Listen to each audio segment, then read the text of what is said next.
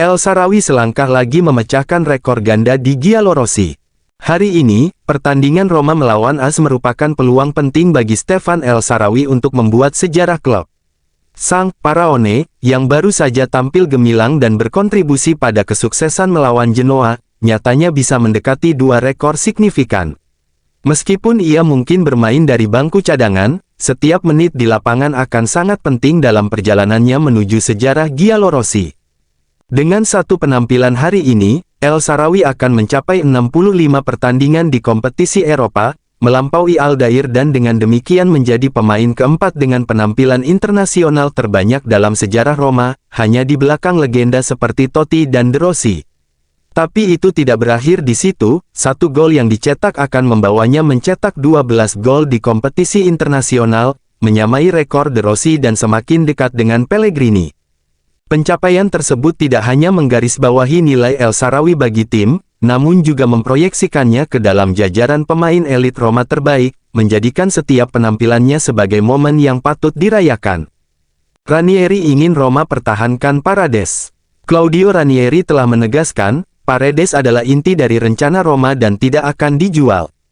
Meski kesulitan ekonomi dapat mendorong sejumlah penjualan, sebagaimana ditulis Il Corriere dello Sport, manajemen Roma saat ini menganggap Paredes sebagai elemen yang tak tergantikan untuk menjamin kualitas dan visi permainan di lini tengah.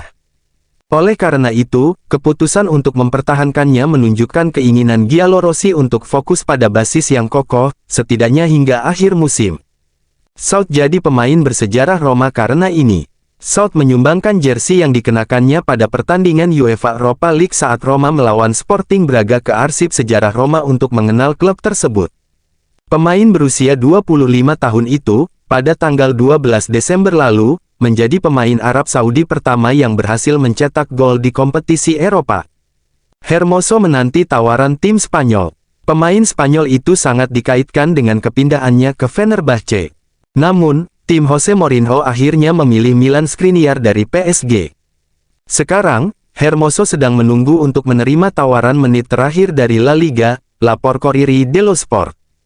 Mantan pemain Atletico Madrid itu tidak senang dengan waktu bermainnya yang terbatas di ibu kota Italia dan bahkan dapat mempertimbangkan tawaran dari Liga Pro Saudi. Ini sosok rekrutan baru AS Roma yang dikritik Marco van Basten, disebut tidak bisa bermain sepak bola. AS Roma akan segera mengumumkan resmi transfer Devine Rens, bek muda dari Ajax Amsterdam. Devine Rens merupakan bek kanan Ajax Amsterdam. Meski sering dimainkan oleh Erik ten Hag dari bangku cadangan, ia sudah mencatatkan 30 penampilan di semua kompetisi. Rens bisa jadi opsi. AS Roma akan segera mengumumkan transfer pemain belakang dari Ajax Amsterdam, Devine Rens. Pemain berusia 21 tahun tersebut telah tiba di ibu kota Italia pada hari Rabu, tanggal 22 Januari tahun 2025. Ia akan menjalani tes medis dan menandatangani kontrak yang berlaku selama 4 tahun hingga 2029. Untuk mendapatkan Rens, AS Roma mengeluarkan dana sebesar 6 juta euro, meskipun sebelumnya pemain ini juga menarik perhatian Manchester United. Namun, kedatangan Devine Rens tidak lepas dari kritik. Legenda timnas Belanda, Marco van Basten, memberikan pendapat negatif mengenai kemampuan Rens. Dengan segala hormat, dia bukanlah pemain yang sangat bagus, ungkap Van Basten. Dia tidak memiliki kemampuan bermain sepak bola. Dengan bola, dia tidak memiliki ide. Tanpa bola, ia selalu membuat kesalahan. Dia membuat satu kesalahan per pertandingan, lanjutnya, menyoroti kekhawatiran mengenai performa Rens di lapangan. Mengapa AS Roma merekrut Rens? Selain Marco van Basten, mantan pelatih senior dari Belanda, Ad de Mos, juga mempertanyakan keputusan AS Roma dalam merekrut Devine Rens. Rens adalah seorang pria yang hanya tahu bagaimana membangun permainan dan menyerang, tetapi ia tidak tahu bagaimana cara bertahan, katanya. Dia selalu siap untuk membuat kesalahan, jadi saya tidak mengerti apa yang dilihat Roma dari dirinya, sambung dia. Angelino, sangat disayangkan kalah seperti ini. Terlalu sering terjadi bahwa kami kebobolan gol saat babak kedua dimulai. Roma harus menang melawan Eintracht. Kekecewaan apa yang diwakili oleh kekalahan ini? Kami harus terus bekerja seperti yang telah kami lakukan selama ini. Takdir ada di tangan kami karena Roma ingin berusaha memenangkan setiap pertandingan. Kami ingin terus menang dan bekerja. Anda kebobolan gol dari serangan balik lawan, mengapa hal ini bisa terjadi? Ya itu benar, itu terlalu sering terjadi dan ini membuat kami kehilangan pertandingan. Kami harus terus bekerja. Bagaimana cara kerjanya menurut Anda? Dalam pelatihan, seperti yang kami katakan seminggu lalu, kami harus konsentrasi sepanjang pertandingan, itu memalukan. Claudio Ranieri, sungguh memalukan. Kami menguasai permainan dan mereka akhirnya menang. Sangat disayangkan kebobolan gol seperti itu, Roma menciptakan banyak peluang tetapi mereka menang telak setelah bertahan dan mencoba melakukan sesuatu, kami menyia-nyiakannya. Kami dibuat seperti ini, kami dibuat dengan buruk, kami membuat kesalahan yang luar biasa. Kami harus berbalik dan pulang, kami tidak mampu mencetak gol. Kami melakukan segalanya tetapi pada akhirnya kami tidak terlalu praktis. Kami berusaha keras, tetapi pada akhirnya kami tidak mendapatkan apapun. Mereka membawa pulang 3 poin dengan usaha yang minim. Sungguh disayangkan karena kami telah memainkan permainan dengan baik. Paredes, kami harus berkembang saat tandang. Masa depan, saya tidak tahu, saya menjalani karir saya hari demi hari. Sayang sekali kami tidak bisa langsung lolos ke babak berikutnya. Namun, kami juga harus pantas bermain di babak playoff. Gol lain lewat serangan balik. Itu hal yang sulit kami atasi, dan kami harus memperbaikinya. Semua pemain merasa menyesal karena kami baru saja melewati periode yang baik, jadi kami tidak puas. Pada babak pertama kami kesulitan menemukan ruang, lalu begitu Soule masuk kami meningkatkan tempo, tetapi sekarang kami hanya perlu berpikir untuk meningkatkan kemampuan. Masa depan saya tidak tahu. Saya menjalani hidup dan karir saya hari demi hari dan kita lihat saja apa yang terjadi. Lazio lolos ke babak 16 besar, AS Roma terancam angkat kaki.